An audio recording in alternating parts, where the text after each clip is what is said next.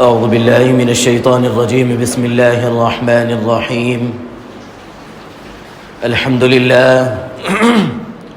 الحمد لله وحده، والصلاة والسلام على من لا نبي بعده ولا رسول بعده ولا معصوم بعده ولا أمة بعد أمتي ولا کتاب بعد کتابی اما بعد.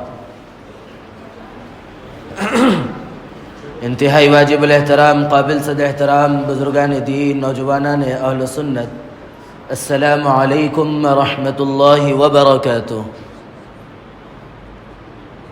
علامات قیامت کا تذکرہ چل رہا تھا.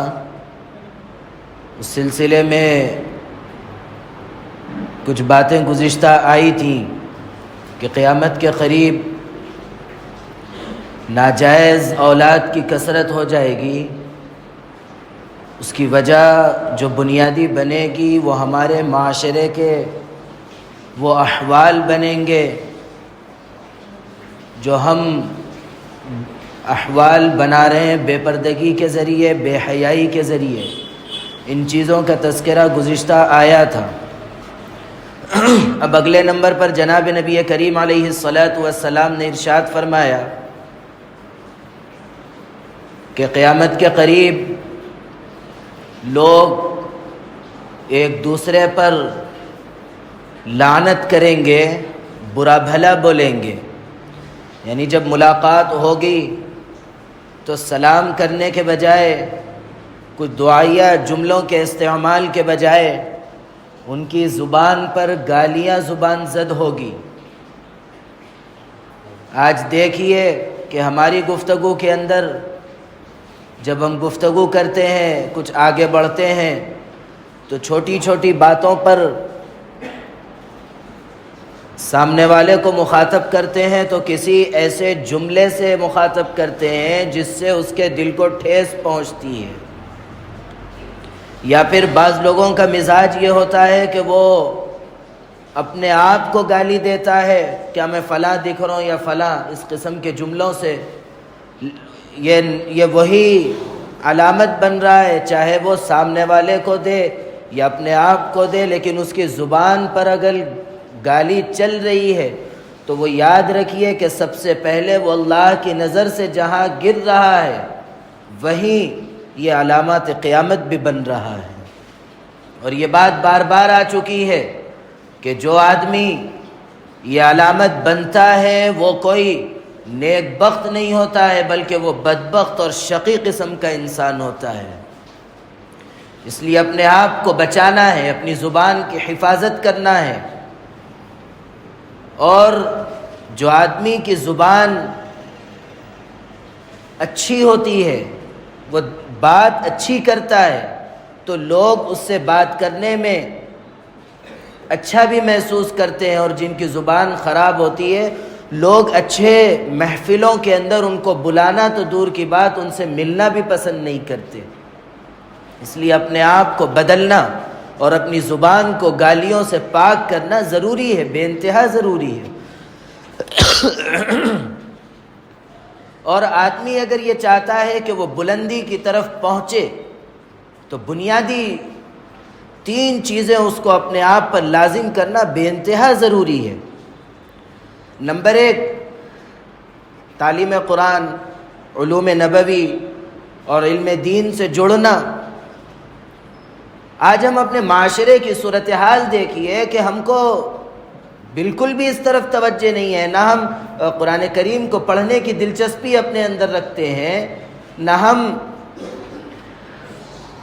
اللہ کے پیارے حبیب صلی اللہ علیہ وسلم سے اظہار محبت تو کرتے ہیں،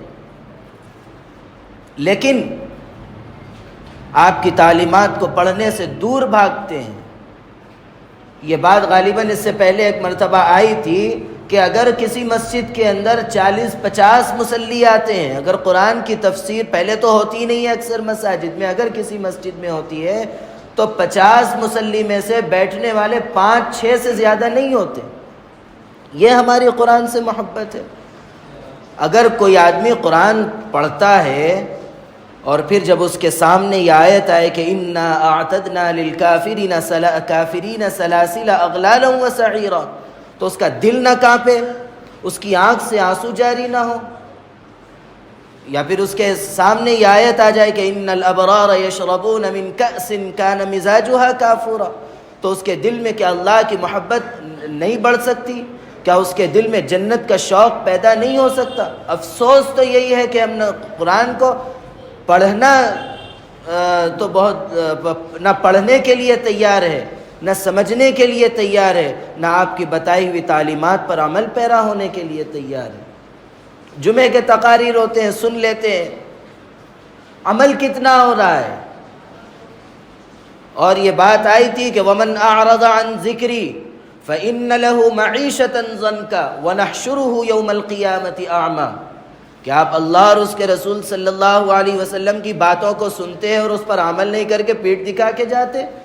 دو عذابات اللہ رب العزت دیں گے. سب سے پہلا تو یہ کہ دنیا میں اس کے لیے سکون چھین لیں گے. آدمی اگر بے سکونی کا شکار ہو جاتا ہے تو پھر آپ غور کریے کہ وہ شخص کس طرح اپنی زندگی کو کامیاب کر سکتا ہے. یہ بے سکونی کی بنیادی وجہ یہی بنتی ہے. مال، پیسہ، دولت ہمیشہ بے سکونی نہیں لاتا، بلکہ یہ وہ بدعمالیاں لاتی ہے جس کی وجہ سے آج ہم انتہائی بے سکونی کے عالم سے دوچار ہیں. اس لیے اپنے آپ کو جوڑنا چاہیے. اور جب حضرت فضیل ابن عیاض رضی اللہ عنہ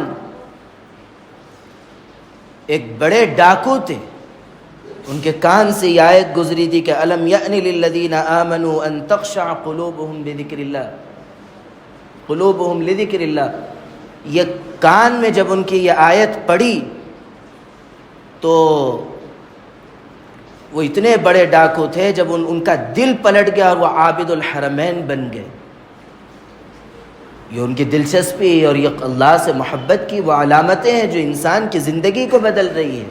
اس لیے اپنے آپ کو سب سے پہلے تو یہ کرنا ہے کہ قرآن کریم سے اپنے آپ کو جوڑنا ہے اور جناب نبی کریم علیہ السلام کی تعلیمات سے اپنے آپ کو جوڑنا ہے، عمل پیرا ہونا ہے. اللہ رب العزت توفیق عمل نصیب فرمائے. اس کے بعد ہر حرام کام سے بچنا ہے. بلندی کے لیے اگر انسان یہ چاہتا ہے کہ دنیا کے اندر بلندی پائے تو وہ ہر حرام کام سے بچنا ہے. اب جب حرام کام کا تذکرہ آیا ہی ہے تو ہم سب سے پہلے اپنے معاشرے پر نظر ڈالیں کیا صورتحال ہے. اب یہ سنکراتری کا موقع ہے، کسی بھی مسلمان بستی سے گزریے، کسی گلی کوچے سے گزریے، کیا اس حرام کام کو کرتے ہوئے ہمارا مسلمان بچہ نظر نہیں آ رہا ہے؟ جانوں پر کھیل کر، اوپر چڑھ کر، کیسے کیسے حالات سے دو چار ہو کر اس حرام کام کو کر رہا ہے. کہاں ہے یہ ماں باپ؟ کہاں گئی ان کی ایمانی غیرت؟ کہاں گئی یہ؟ ان کو کیا یہ احساس نہیں ہے کہ ایک حرام کام؟ آپ کیا غور کریں کبھی یہ لوگ جن کی ہم آج رسم پوری کر رہے ہیں، کیا وہ ہماری عید میں اس طرح کا کرتے ہیں؟ کیا وہ بقرعید کے اندر کیا ہماری طرح ہماری عید مناتے ہیں؟ مسلمان اتنا بے غیرت کیوں ہو گیا کہ وہ ایک غیر مسلم کے تہوار کو پورا کرنے میں لگا ہوا ہے؟ اور کون مدد کر رہا ہے؟ وہ ماں باپ اور وہ سرپرست مدد کر رہے ہیں اس چھوٹے سے بچے کی، اور اس کا وہ ذہن بنا رہے ہیں جس کی وجہ سے وہ حرام کام کرنے کے لیے آگے بڑھ رہا ہے. کہاں گئی ایمانی غیرت؟ کہاں گئے ہمارا ایمانی شعور؟ کیا ان ماں باپ کی یہ ذمہ داری نہیں ہے کہ وہ ان بچوں پر نظر رکھے اور ان کو روکے؟ کیا کریں گے؟ آپ روکیں گے تو برا مانیں گے، روئیں گے، پلائیں گے. کیا اللہ کی خوشنودی سے بڑھ کے یہ نہیں ہے؟ کیا آپ کو اللہ کی خوشنودی عزیز ہے یا اس بچے کی خوشنودی عزیز ہے؟ کیا کر لے گا یہی بچہ جب بڑا ہوگا؟ اسی طرح کے حرام کام کرنے لگے گا تو وہی حرام کام اپنے ماں باپ کے ساتھ آج وہ بچہ اللہ کی نافرمانی کر رہا ہے ماں باپ کی خوشنودی کے ساتھ، کل یہی بچہ ماں باپ کی نافرمانی بھی کرے گا. اور ماں باپ اس وقت کیا کریں گے؟ ایک ہی کام کریں گے، وہ ہمارا بچہ نافرمان ہے، فلاں مول صاحب کے پاس جائیں گے کہ آپ تعویذ دیجئے، کچھ آیت بتائیے کہ نافرمان ہے. یہ نہیں دیکھ رہے کہ آپ نے اسے حرام کام کروائے، حرام اس کو کھلایا، جس کی وجہ سے وہ حرام کام میں لگا. آج وہ حرام کا پناہ آپ سے بھی کر رہا ہے، وہ آپ کے ساتھ بھی کر رہا ہے. کون ہے اس کا ذمہ دار؟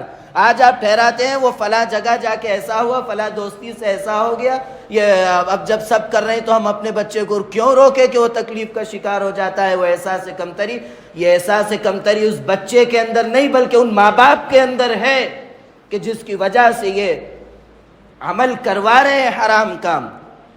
سب عہد کرے، اللہ سے وعدہ کرے کہ ہم اپنے گھر میں کم از کم، چھوڑیے دوسرے گھر کو، کم از کم درجے میں ہم اپنے گھر میں اس حرام کام کو ہونے سے بچائیں گے۔ عہد کریے، اللہ سے وعدہ کریے ان چیزوں کا۔ اگر آگے نہیں بڑھیں گے، یہ بچے کریں گے تو کون اس کا ذمہ دار ہوگا کل قیامت کے دن؟ وہ ماں باپ ہوں گے جو ان حرام کاموں کے اندر سہارا بنے ہیں۔ اس لیے بچیے، بچائیے۔ اگر آپ آگے نہیں بڑھیں گے تو آپ اچھی طریقے سے یہ ذہن میں رکھ لیجئے، آج آپ کا ایمان ڈگمگا رہا ہے۔ اگر آپ کسی ایمانی احکامات پر عمل کرنے کے لیے پس و پیش ہوتے ہیں، آگے پیچھے ہوتے ہیں، لوگوں کی رضامندی کے لیے اپنے آپ کو ان حرام کاموں میں ڈالتے ہیں، تو اپنے ایمان پر غور کیجئے کہ آپ لا الہ الا اللہ پڑھ رہے ہیں لیکن دل میں کتنا اترا، غور کیجئے۔ اسی لیے اپنے آپ کو لازماً ان کاموں سے بچنا ہے، اپنے بچوں کو بچانا ہے۔ کیا کریں گے؟ روئیں گے تو کون سا ایسا پہاڑ ٹوٹ پڑے گا؟ رونے دیجئے، برا سمجھتے ہیں سمجھنے دیجئے، لیکن اگر 2-4 سال اگر وہ بچہ ان چیزوں سے بچے گا تو آنے والے سالوں کے اندر خود بخود اس کا شوق اس کے دل سے ختم ہو جائے گا۔ یہ ذمہ داری ہے ان ماں باپ کی۔ بچے ناسمجھ ہوتے ہیں، بچوں کو احساس نہیں ہوتا، وہ ایک کھیل سمجھتے ہیں، شوق سمجھتے ہیں، شوق اور کھیل میں آ کر وہ کرتے ہیں۔ لیکن یہ ماں باپ جب جان بوجھ کر سہارا بنتے ہیں، یہ وہ مجرم ماں باپ ہے جو بچوں کو جہنم کا ایندھن بنانے کی کوشش کرتے ہیں۔ کیا محبت ہے آپ کی؟ یہی محبت ہے کہ بچے کو جہنم کا ایندھن بنائے؟ کیا محبت ہے؟ کہاں گئی آپ کی محبت جو بڑی ہمدردی کے ایک چھوٹی سی ایک ہلکی سا کھروچا پڑ گیا تو آپ کی رات کی نیند اڑ رہی تھی، لیکن آج کیا ہوا؟ وہ بچہ جہنم کے ایندھن بن رہا ہے، اب خوش ہو کر مسکراتے ہوئے اس کی طرف دیکھ رہے ہیں۔ افسوس ہے، افسوس ہے۔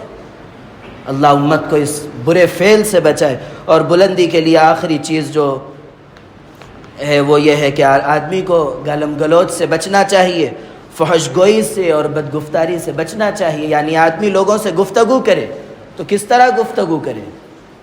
ایسا کہ آدمی جو ہے سامنے والے کی عزت نفس سے کھیل رہا ہو، اس طرح گفتگو ہونی چاہیے؟ نہیں، بلکہ نرم گو ہونا چاہیے، نرم گفتگو کرنا چاہیے۔ آدمی سے ایسی بات کرنی چاہیے، انتہائی محبت بھرا لہجہ، شفقت کا مزاج یہ پیدا ہونا چاہیے۔ اور جب گفتگو کرے تو ہماری گفتگو ہم خود غور کریں کہ شروع سے لے کے آخر تک ہمارے زبان پر ایک چھوٹی سی گالی بھی نہیں آنی چاہیے۔ اگر کوئی آدمی ان چیزوں پر عمل کرتا ہے تو آج جو ہمارا خون سستا ہو گیا ہے، یہ سستا خون بہانے والوں پر کل یہ مہنگا پڑ جائے گا۔ لیکن شرط اس کے لیے ہے کہ ہم سب کی یہ ذمہ داری ہے کہ ہم تعلیمات نبوی پر عمل کریں۔ اللہ رب العزت توفیق عمل نصیب فرمائے۔ اللہ رب العزت میرے کہنے اور آپ کے سننے کو قبول فرمائے۔ اللہ رب العزت کہنے، سننے، لکھنے، پڑھنے سے زیادہ عمل کی توفیق عطا فرمائے۔ عمل کی باتوں پر عمل کرنے، بچنے کی باتوں سے بچنے اور عقیدے کی باتوں پر عقیدہ رکھنے کی توفیق عطا فرمائے۔ آمین۔ وآخر دعوانا ان الحمد للہ رب العالمین۔